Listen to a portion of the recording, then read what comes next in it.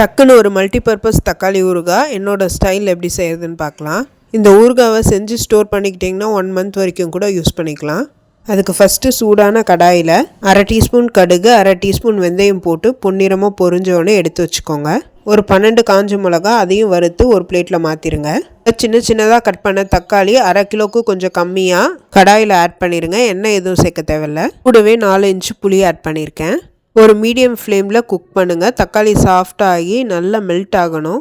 தக்காளி ஜூஸ்லேயே நல்லா குக் ஆகி ஒன்று சேர்ந்து வரும்போது ஸ்டவ் ஆஃப் பண்ணிவிட்டு பிளேட்டில் மாற்றி ஆற வச்சுருங்க. இப்போ அதே கடாயில் 2 டேபிள் ஸ்பூன்லேருந்து 3 டேபிள் ஸ்பூன் நல்லெண்ணெயை காய வச்சுருங்க. ஒரு 10 பூண்டை போட்டு பொன்னிறமாக வறுத்துக்கோங்க. இப்போ நம்ம ஆற வச்ச எல்லாத்தையும் ஒன்று சேர அரைச்சிருங்க. தேவையான அளவு உப்பு போட்டு அரைச்சோடனே உப்பு காரம் கரெக்டாக இருக்கான்னு செக் பண்ணிவிட்டு வானலில் சேர்த்துருங்க.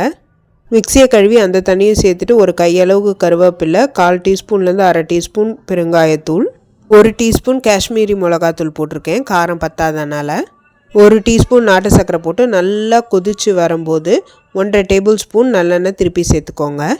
தக்காளி ஊறுகாய் நல்லா சுருண்டு எண்ணெய் பிரிஞ்சு வரும்போது கேஸ் ஆஃப் பண்ணிடுங்க.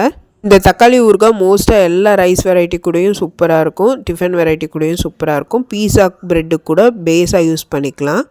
இந்த மல்டிபர்பஸ் தக்காளி ஊறுகாவை செஞ்சு பார்த்து எப்படி இருக்குன்னு சொல்லுங்கள். Happy cooking, healthy living. தக்காளி புளி சேர்க்கும் போது 1 டீஸ்பூன் நாட்டு சர்க்கரை சேர்த்தா ரொம்ப டேஸ்ட் பேலன்ஸாக நல்லாயிருக்கும்.